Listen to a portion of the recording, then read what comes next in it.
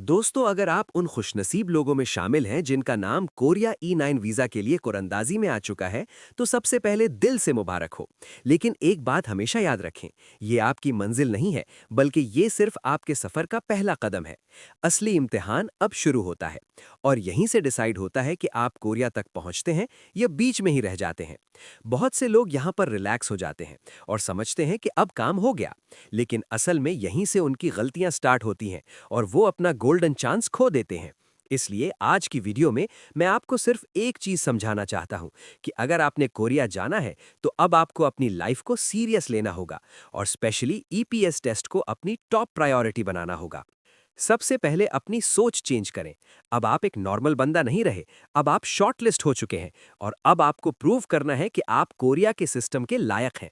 Korea discipline का मुल्क है और यहाँ सिर्फ वही लोग सरवाइव करते हैं जो रूल्स फॉलो करते हैं और अपनी मेहनत से अपनी वैल्यू बनाते हैं। इसलिए आज से ही अपनी रूटीन चेंज करें। लेट उठना, टाइम वेस्ट करना और बेकार चीज़ों में टाइम लगाना बंद करें, क्योंकि अब हर दिन आपके फ्यूचर का फैसला करेगा। अब मैं सबसे इंपॉर्टेंट पॉइंट पर आता हूं और वो है ईपीएस टेस्ट। याद रखें, अगर आपने ईपीएस टेस्ट क्लियर नहीं किया तो आप कोरिया नहीं जा सकते। सिंपल सी बात है। इसलिए इसे हल्का ना लें। ये सिर्फ एक टेस्ट नहीं है, बल्कि ये आपका गेट पास है कोरिया के लिए।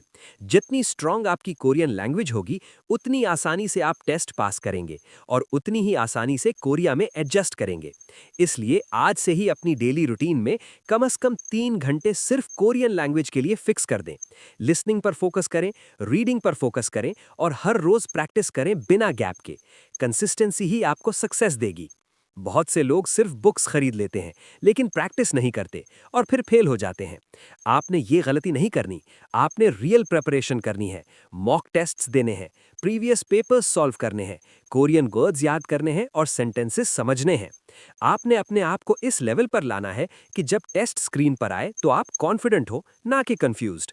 याद रखें, कोरिया का सिस्टम बिल्कुल क्लियर है। यहाँ सिफारिश नहीं चलती, यहाँ पैसा काम नहीं आता, सिर्फ आपकी मेहनत और आपकी परफॉर्मेंस काम आती है। अगर आपने ईपीएस टेस्ट स्ट्रॉन्ग कर लिया तो आपका हाफ बैटल जीत लिया, लेकिन अगर आपने इसे इग्नोर किया तो आप अपना चांस खुद खत्म कर देंगे। इसके साथ साथ अपने डॉक्यूमेंट्स भी रेडी रखें। पासपोर्ट वैलिड हो, सीएनआईसी करेक्ट हो, पुलिस कैरेक्टर सर्टिफिकेट क्लीन हो, किसी भी डॉक्यूमेंट में मिस्टेक ना हो, क्योंकि छोटी सी गलती भी आपको प्रोसेस से बाहर कर सकती है और फिर आपके पास सिर्फ रिग्रेट रह जाता है।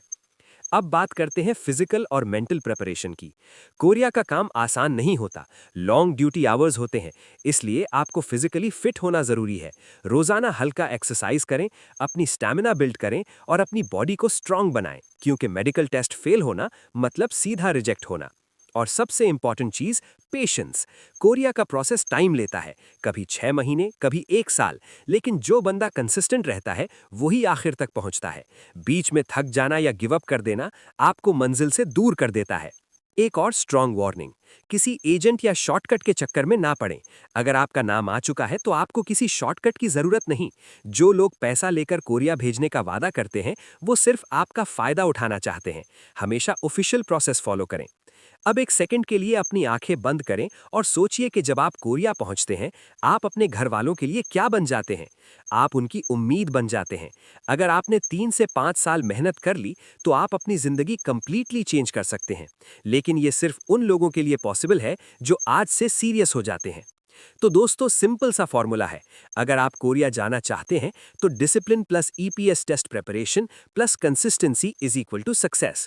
अगर आपने ये 3 चीजें कंट्रोल कर ली तो कोई आपको कोरिया जाने से नहीं रोक सकता। अगर आप साउथ कोरिया की real life, work culture, jobs, visas और ग्राउंड रियलिटी पर और पावरफुल और ऑनेस्ट वीडियोस देखना चाहते हैं तो वीडियो को लाइक करें, द कासिम वीलॉग्स को सब्सक्राइब करें और कमेंट में लिखें कोरिया।